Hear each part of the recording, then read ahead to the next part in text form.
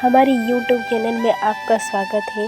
आज मैं बात कर रहा हूँ भारत के उड़ीसा राज्य में स्थित जगन्नाथ मंदिर के बारे में, जो 800 साल से भी ज़्यादा पुराने जगन्नाथपुरी धाम दुनिया का सबसे अजब, अलौकिक और पूजनीय है।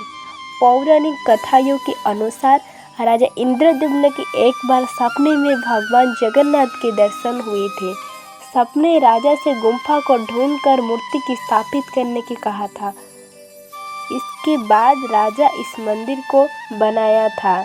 मंदिर की बाहरी दीवार पर पूर्व, दक्षिण, पश्चिम और उत्तरी मध्य बिंदुओं पर 4 द्वार हैं, जिन्हें सिंह द्वार, अश्व द्वार, व्याघ्र द्वार और हस्ती द्वार के नाम से जाना जाता है।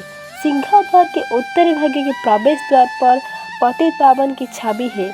कुछ विद्वानों को कहना है कि जगन्नाथ अपने भक्तों सालवेगों को दर्शन देने के लिए स्वयं प्रकट हुए थे, जो एक मुस्लिम परिवार में पैदा हुआ था, जबकि अन्य का दावा है कि जगन्नाथ भक्तों खोर्धा के गजपति राजा रामचंद्र देव द्वितीय को दर्शन देने के लिए यहाँ प्रकट हुए थे, जो इस्लाम में परिवर्तित हो गए थे। मंदिर में प्रवेश की अनुमति नहीं, हल्की अमातर और यहाँ माना जाता है कि मध्ययुगीन काल के दौरान जिन अच्युतों को मंदिर के अंदर जाने की अनुमति नहीं थी, वो सिंह द्वार के बाहर रहकर पतितपावन की पूजा करते थे।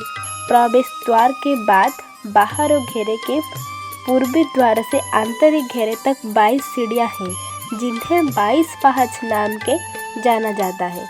मंदिर परिसर के 37,000 वर्ग किलोमीटर से घिरा हुआ है। 20 फीट ऊंचे इस द्वार की मेघनाद पाचेरी के नाम से जाना जाता है। ये है दुनिया के सबसे ऊंचा और खूबसूरत मंदिर। इसकी ऊंचाई करीब 214 फुट है और यहाँ 4 लाख वर्ग फीट में फैला हुआ भव्य मंदिर है। हैरानी की बात यहाँ है कि इस मंदिर के गुंबद की छाया दिन के समय में कभी भी नहीं बनती है। मंदिर की रसोई दुनिया की दूसरे सबसे बड़ा रसोई है। यहाँ रोज बनते हैं 56 भोग। ये सारा प्रसाद मिट्टी की बर्तनों के बनाया जाता है। इन्हें पकाने के लिए 7 मिट्टी के बर्तनों को एक के एक ऊपर रखा जाता है और इन्हें लकड़ी के चूल्हे में पकाया जाता है।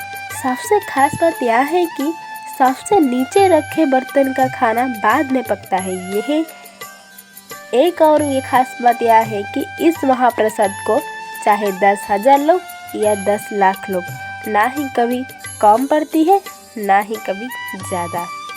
जगन्नाथ रथ यात्रा से पूर्व ज्येष्ठ माह की पूर्णिमा तिथि को भगवान जगन्नाथ की स्नान यात्रा निकल जाती है। इस दिन पर भगवान जगन्नाथ, बलभद्र, सुभद्रा को गर्भ से स्नान मंडप तक लाया जाता है।